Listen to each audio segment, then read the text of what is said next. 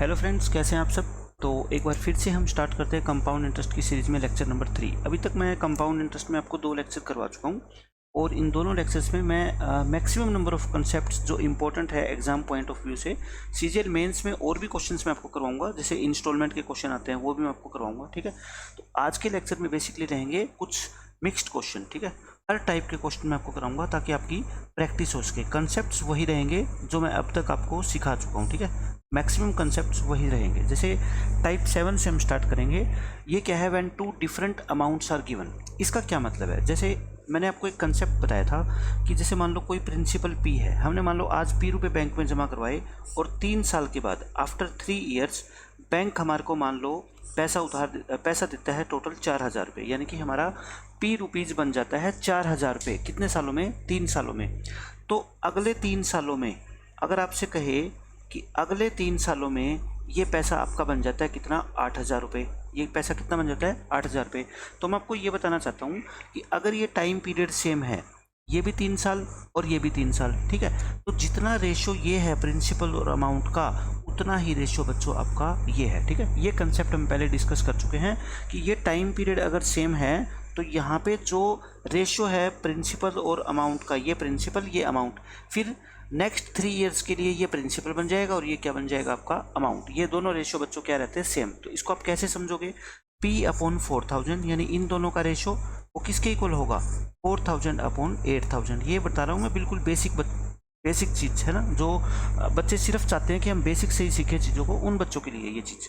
1/2, ये 2 से काट दोगे, प्रिंसिपल आपका कितना आ जाएगा, 2000 रुपीज़। प्रिंसिपल कितना आ जाएगा आपका, 2000। तो इसमें आपसे प्रिंसिपल पूछा जा सकता है, तो प्रिंसिपल अब हमारा आ गया 2000 रुपीज़। अब देखो हम इसको डायरेक्ट कैसे करते, पी से पैसा आपका 3 साल में कितना हुआ, 4000 रुपये, और नेक्स्ट 3 ईयर में ये पैसा आपका कितना हो गया, 8000 रुपये। मुझे बताओ इन 3 सालों के दौरान आपका ये रेशो कितना है, 1:2 का।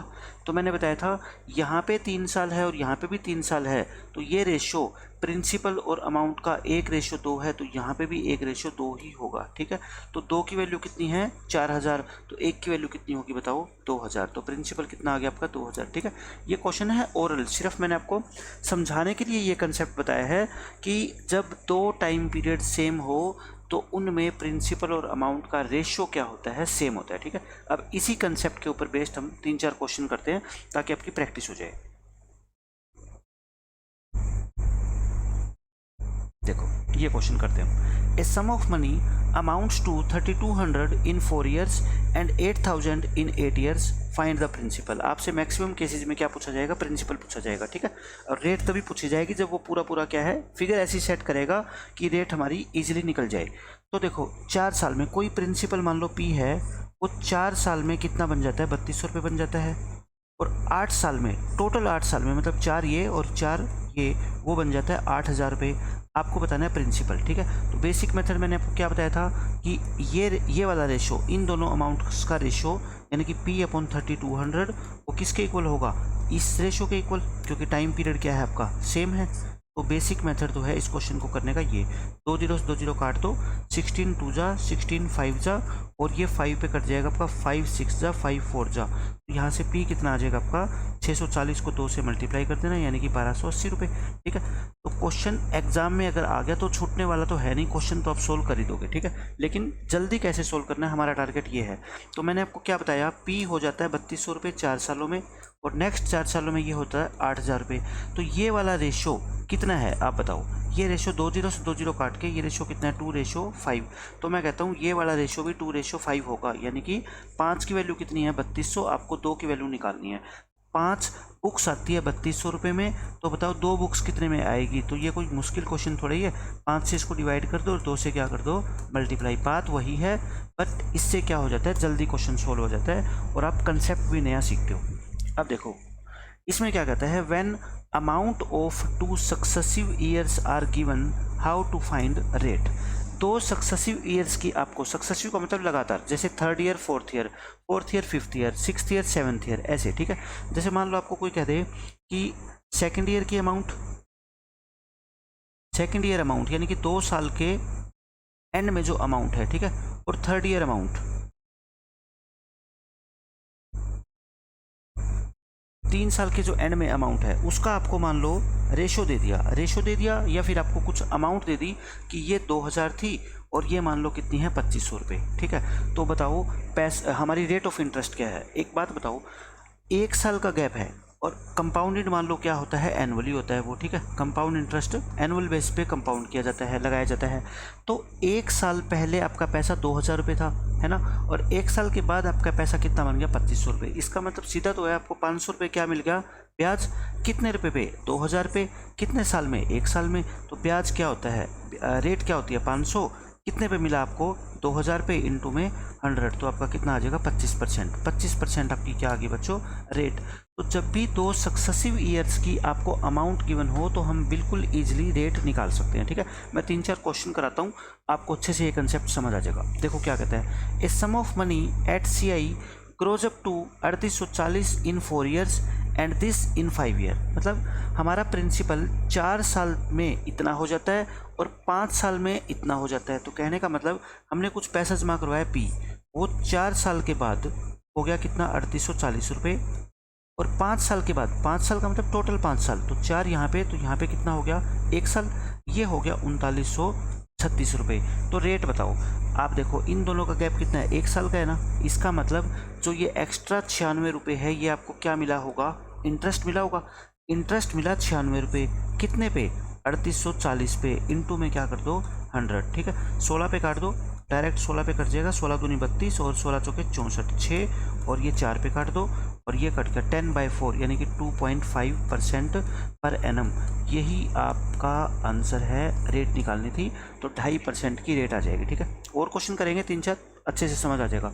इसमें कहता है a sum of money invested at compound interest amounts to this in 3 year and this in 4 year. Successive year होंगे, इनमें कितने का गैप होगा 1 साल का। तो आपको क्या करना है 2400 और 2520, इनमें अंतर कितने का है 120 का, यानी कि 120 रुपये क्या मिला होगा आपको, ब्याज मिला होगा।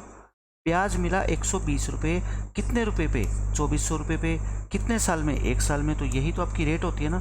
24 को 5 पे कट जाएगा ये पूरा, तो कितना हो जाएगा 5%। तो 5% इस क्वेश्चन की क्या है, रेट परसेंट है। नेक्स्ट क्वेश्चन देखो, a sum of money invested at compound interest amounts to 650 at the end of first year and 676 at the end of second year. तो देखो ये फर्स्ट ईयर, ये सेकंड ईयर, कितने का gap है 1 साल का। तो हमारे को क्या निकालना है, सम भी निकालना है और रेट भी निकालनी है, निकाल लेंगे। तो कुछ प्रिंसिपल था P, वो 1 साल के बाद हो गया आपका 650 और टोटल 2 साल के बाद यानी कि 1 साल के बाद यहाँ पे हो गया 676। तो पहले तो मैं बताता हूँ रेट निकालो, है ना, जैसे हम पिछले क्वेश्चन में निकाली थी हमने। तो ये टोटल कितना रुपये ब्याज मिला यहाँ पे हमारे को 26 रुपये का ब्याज मिला आपको, कितने रुपए पे 650 पे इंटू 100, यही तो रेट होती है ना। तो ये 13 पे काट दो, 13 को ये 2 पे कट जाएगा, ये 50 पे और ये 2 पे कट गया, कितना आ गया 4%। तो रेट कितनी आ गई बच्चों 4%, ठीक है। अब आपको क्या निकालना है, प्रिंसिपल। आप मुझे बताओ प्रिंसिपल P था और वो 650 हो गया और 1 साल में 4% आपको ब्याज भी मिला होगा। तो कहने का मतलब आपका 1 साल के बाद पैसा कितना होगा 104%, और 104% की वैल्यू कितनी है 650। तो 100% की वैल्यू आप निकाल लेना इजीली, कितनी आ जाएगी 625। तो 625 रुपये आपका क्या आ जाएगा यहाँ पे प्रिंसिपल, ठीक है। प्रिंसिपल ऐसे भी निकाल सकते हो, प्रिंसिपल इस तरह से भी निकाल सकते हो। देखो ये कितना साल है 1 साल, ये कितना साल 1 साल। इससे पहले मैंने आपको टाइप 7 के 2 क्वेश्चन कराए, उसमें क्या बताया था कि ये अगर टाइम पीरियड सेम हो तो प्रिंसिपल और अमाउंट का जो यहाँ पे रेशियो है ये वाला और जो ये वाला रेशियो है, ये दोनों क्या होते हैं आपस में सेम होते हैं, ठीक है। तो 13 पे काट देना, 13 5 जा 13 2 जा, ये फिर 13 पे कट जाएगा और फिर ये किस पे कट जाएगा आपका 4 2 पे कट जाएगा 25 और ये 2 पे यहाँ से कट जाएगा 25। तो P कितना आ जाएगा आपका 25 इंटू 25 625। तो आप ऐसे भी कर सकते हो, ठीक है। एक ही बात है, पहले क्वेश्चन हमने सीखे हैं उसी को हमने अप्लाई कर दिया कंसेप्ट को यहाँ पे। इसमें देखो क्वेश्चन में क्या कहता है, a sum of money invested at compound interest amounts to this in 3 year and this in 4 year, find rate. Same question है, गैप कितने का है 1 साल का। तो जब भी 1 साल का गैप हो तो आप ये देखा करो ये ब्याज कितना मिल गया 91 मिल गया आपको, 91 रुपीज़, कितने पे 1820 पे, इंटू में क्या कर दो 100, सीधा 2 पे कट रहा है ये और ये 20 और ये 5, तो कितना आ गया 5%। तो 5% क्या आ गई बच्चों आपकी रेट आ गई, ठीक है। नेक्स्ट क्वेश्चन देखो, इसमें कहता है when ratio of principal and amount for 2 और 3 ईयर्स इज गिवन। इसका मतलब ये है कि जैसे मान लो आपको कह दे कि प्रिंसिपल और अमाउंट का रेशियो यानी कि 1000 से 1331, यानी कोई प्रिंसिपल 3 साल में 1000 से 1331 हो जाता है, तो फाइंड रेट फाइंड करो कि इस क्वेश्चन में कितने % की रेट ऑफर की गई है बैंक के द्वारा। ठीक है, अपने को ये निकालना है। तो देखो सिंपल सी बात है, जब भी आपको ये कितना भी गैप गिवन हो, 3 साल का, 4 साल का, 5 साल का, 2 साल का, 1.5 साल का, कितना भी गैप आपको गिवन हो सकता है। ठीक है, आपको रेट जब भी निकालनी हो ना, तो आप क्या किया करो, 1 साल के बाद निकाल लिया करो कि हमारा प्रिंसिपल और अमाउंट का रेशियो क्या होगा। ठीक है, 1 साल का निकाल लिया करो आप। तो 3 साल से 1 साल पे आना है तो क्या करोगे आप, इनका क्यूब रूट करोगे। जब भी आपको 3 साल से 1 साल पे आना हो तो क्या करते हो आप, क्यूब रूट। अगर 2 साल से 1 साल पे आना हो तो क्या करते हो आप, स्क्वायर रूट करते हो। ठीक है, तो 10 इसका 10 होता है, क्यूब रूट इसका 11 होता है। कहने का मतलब आपका पैसा 1 साल के बाद आफ्टर 1 ईयर कितना हो रहा है, 10 से 11। तो 10 से 11 का मतलब क्या है, 1 रुपये आपको क्या मिल रहा है, ब्याज कितने पे, 10 पे। तो यानी कि रेट कितनी होगी, 10%। 10% आपका क्या आ जाएगा, आंसर। तो इस तरह के क्वेश्चन मैं आपको करवाऊंगा अब 4-5 क्वेश्चन, जिसमें आपको प्रिंसिपल और अमाउंट का रेशियो गिवन होगा एक फिक्स टाइम पीरियड में, और आपसे क्या पूछी जाएगी, रेट। तो आपको क्या करना है, उस प्रिंसिपल और अमाउंट के रेशियो को 1 साल के बाद निकाल लेना कि 1 साल के बाद वो रेशियो क्या होगा। बस उसी क्वेश्चन से फिर आपकी रेट आ जाएगी। ठीक है, जैसे 1 साल के बाद मैं कहूँ रेशियो हो गया आपका 6 से 7, तो मुझे बताओ रेट कितनी होगी। आप कहोगे सर 1 रुपये ब्याज मिल गया, कितने पे, 6 पे, और 1/6 की परसेंटेज वैल्यू क्या होती है, 16 and 2/3।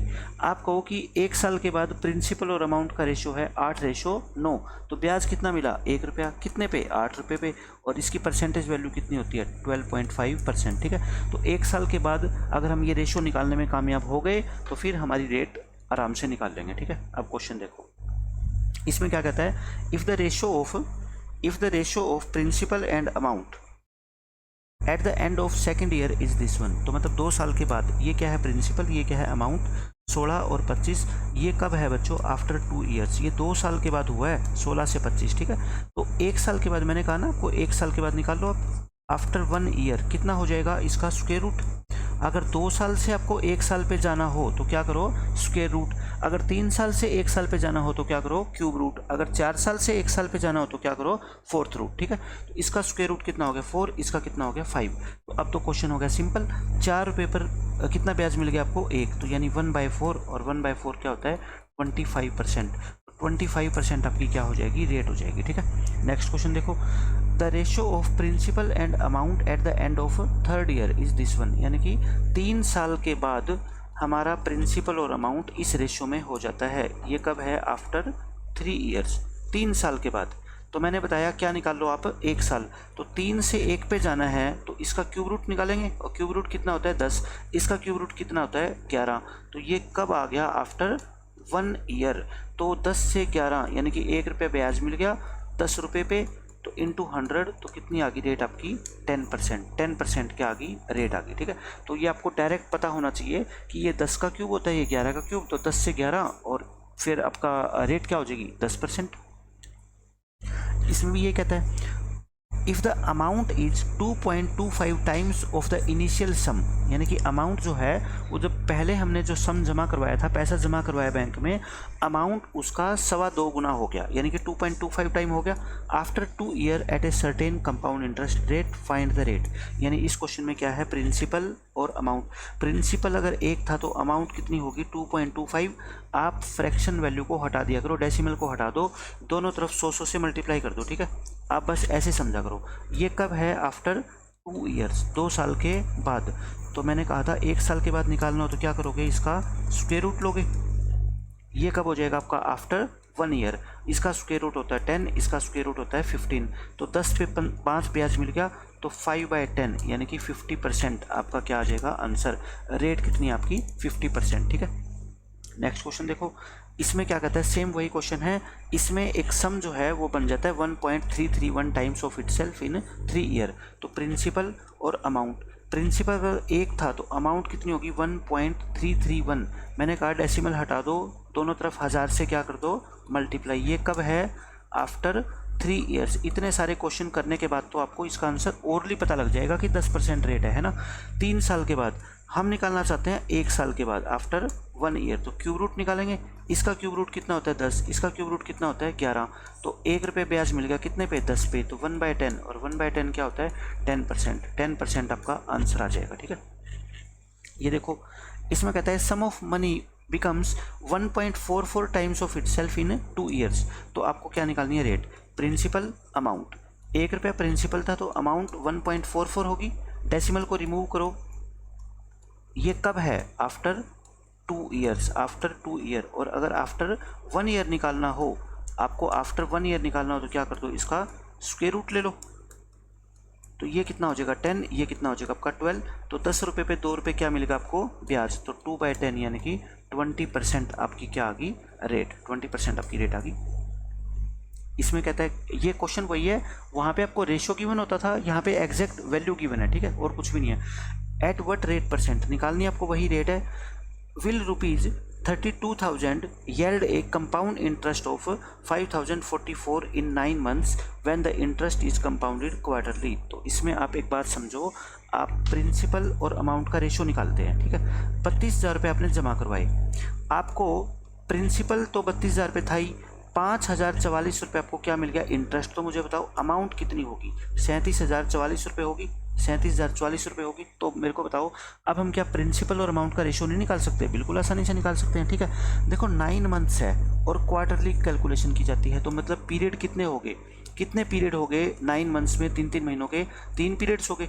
तो यानी कि हमारा क्वेश्चन अब ये बन गया कि ये आपको ये देखना है कि 3 पीरियड के अंदर एक धन इतने से इतना हो जाता है, तो बताओ रेट कितनी है, ठीक है। जैसे वो 3 सालों था तो ये क्या है आफ्टर 3, वहाँ लिखते थे आफ्टर 3 ईयर्स, यहाँ लिखो आफ्टर 3 पीरियड्स। चाहे आप ईयर लिख दो एक ही बात है, बट कैलकुलेशन में लास्ट में मिस्टेक ना हो जाए जब आप आंसर छोड़ोगे, इसलिए मैं यहाँ पे पीरियड ही लिख रहा हूँ। और पीरियड कितने का है, एक क्वार्टर का, यानी कि 3 महीने का, ठीक है।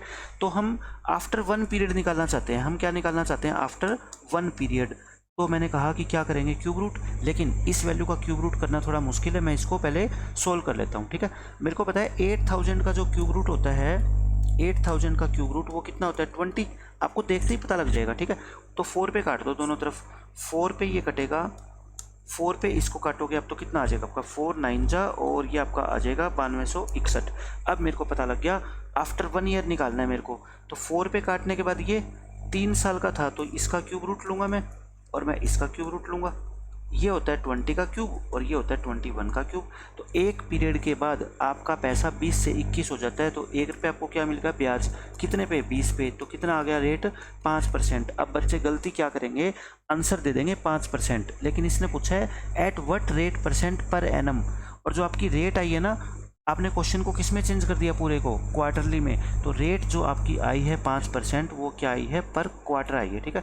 इन चीज़ों का बहुत अच्छे से ध्यान रखो, अदरवाइज एग्जाम में पूरी मेहनत आपकी बेकार चली जाएगी। इतना कंसेप्ट आपने सीखा, इस छोटी सी बात के लिए आपका क्या नंबर कट गया 5% पर क्वार्टर। तो मुझे बताओ हर 3 महीने में आपको 5% ब्याज मिलता है, तो पूरे साल में कितना मिल जाएगा आपको 20% मिल जाएगा ना। तो ये क्या हो जाएगी पर एनम, तो लास्ट में आपको 4 से ज़रूर मल्टीप्लाई करना है, ठीक है, इस चीज़ का ध्यान रखना। इसमें कहता है 8,000 रुपये 8820 बन जाते हैं after 2 year at a certain rate of compound interest. Rate निकालनी है, बहुत आसान है। प्रिंसिपल अमाउंट, प्रिंसिपल है 8,000, अमाउंट है 8820, आफ्टर 2 ईयर्स है।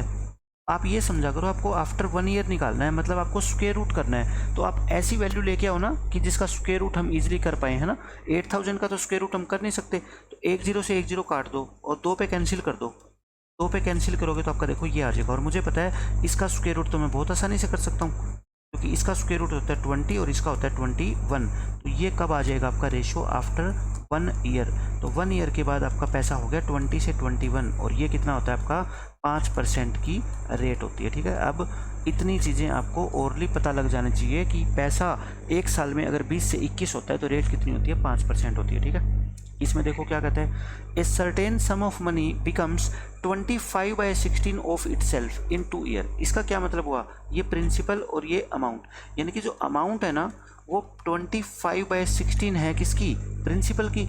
इसका मतलब प्रिंसिपल अगर 16 रुपये है तो अमाउंट कितनी हो जाती है 25, यही तो मतलब है इसका। प्रिंसिपल 16 है तो अमाउंट कितनी हो जाती है 25, कब आफ्टर 2 ईयर्स। तो मैंने बताया रेट जब भी निकालनी हो तो आप क्या करोगे, आफ्टर 1 ईयर निकालोगे। आफ्टर क्या निकालोगे बच्चों, 1 ईयर ये रेशो निकालोगे। तो आफ्टर 1 ईयर रेशो आपका कितना हो जाएगा, आफ्टर 1 ईयर आपका ये रेशो कितना हो जाएगा, देखो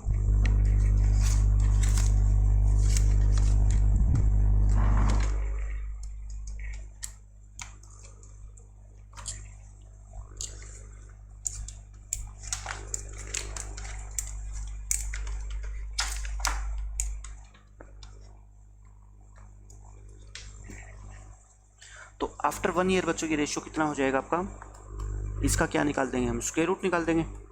स्क्वायर रूट निकाल दो, इसका स्क्वायर रूट कितना होता है 4, इसका स्क्वायर रूट होता है 5।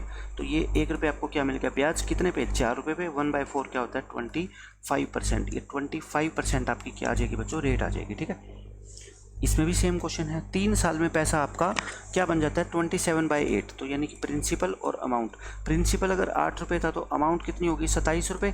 कब, आफ्टर 3 ईयर्स, 3 साल के बाद। तो मुझे बताओ 1 साल के बाद कितना होगा, हमें मतलब है 1 साल के बाद से। ठीक है, आफ्टर 1 ईयर। तो आप कहोगे सर इसका क्यूब रूट निकाल दो। इसका क्यूब रूट होता है 2, इसका क्यूब रूट होता है 3।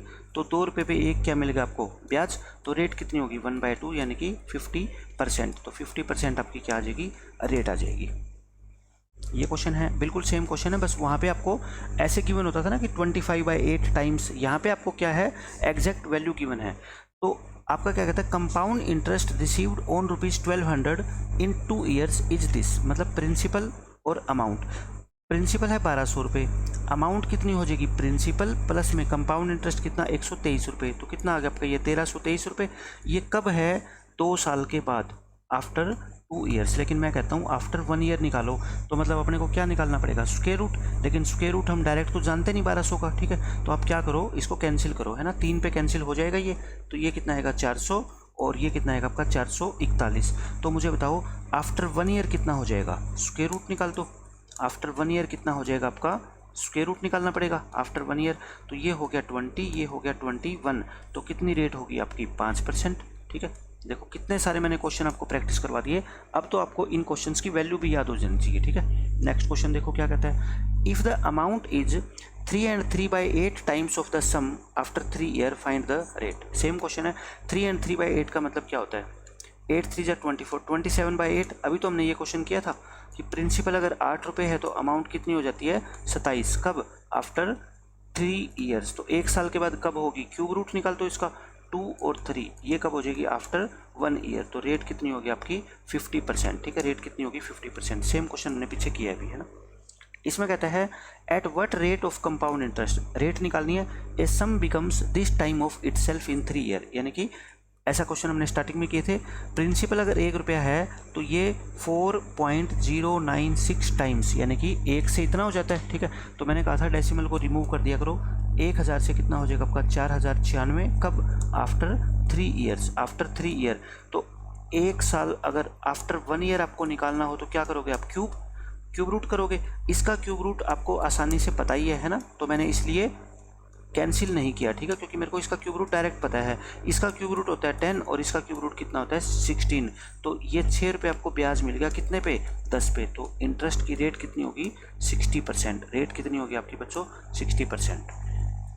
इसमें देखो अब कहता है डिस्ट्रीब्यूशन ऑफ प्रिंसिपल इनटू 2 और 3 पार्ट्स। ये बहुत इंपॉर्टेंट क्वेश्चन है, मैंने सीआई के अंदर भी आपको करवाया था कि मान लो एक व्यक्ति के पास 10,000 रुपये है और अपने 2 बेटियों के अंदर वो डॉटर 1 और डॉटर 2 में बांटना चाहता है। मान लो ये 12 साल की है और ये डॉटर 14 साल की है, और ये इस तरह से बांटना चाहता है कि आज इनके बैंक अकाउंट ओपन करवा के, ठीक है, नॉमिनी के बैंक अकाउंट ओपन करवा के और इनके अकाउंट में ये पैसा कुछ जमा करवाना चाहता है। इस तरह से जमा करवाना चाहता है कि जब दोनों बेटियां 18 साल की हो जाए तो उनको क्या मिले, इक्वल अमाउंट मिले।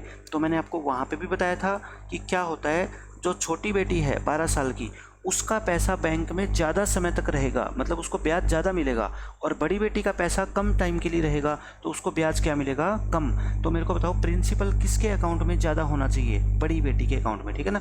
तो जो छोटी बेटी है उसका पैसा क्या होगा, कम, उसको पैसा कम मिलेगा, यानी कि कम अकाउंट में जमा होएगा। और जो बड़ी बेटी है उसके अकाउंट में ज़्यादा पैसा है ना। मैंने वहाँ पे भी आपको बताया था याद रखने का तरीका कि छोटी बेटी कम पैसा, बड़ी बेटी ज़्यादा पैसा, ठीक है। तो वहाँ पे और यहाँ पे बस डिफरेंस कहाँ पे आएगा, थोड़ा सा कंसेप्ट के अंदर डिफरेंस आएगा। मैं आपको समझाता हूँ। जैसे मान लो आप एक ऐसे बैंक में पैसा जमा कराते हो जो रेट देता है 10% की हिसाब से, ठीक है। और एक बेटी आपकी 12 साल की है, एक 14 साल की है, और आप चाहते हो कि 18 साल के बाद आपको इक्वल अमाउंट मिले। तो बताओ दोनों के अकाउंट में आप जो पैसा जमा कराओगे वो किस रेशो में कराओगे, किस रेशो में कराओगे। क्योंकि रेशो पता लग गया तब तो आपको टोटल अमाउंट गिवन होगी, तो आप उस अमाउंट को उस रेशो में बांट सकते हो। मैं बिल्कुल बेसिक मेथड से आपको क्वेश्चन कराता हूँ, जो 8th क्लास में हम कंपाउंड इंटरेस्ट का मेथड पढ़ते हैं, मैं उसी से कराता हूँ। देखना कितनी आसानी से क्वेश्चन सॉल्व हो जाएगा, ठीक है। और फिर बताऊँगा इसका शॉर्टकट। बेसिक मेथड क्या होता है कि जैसे मान लो हमने छोटी बेटी के अकाउंट में पैसे जमा करवाए, कितने, P1 जमा करवा दिए।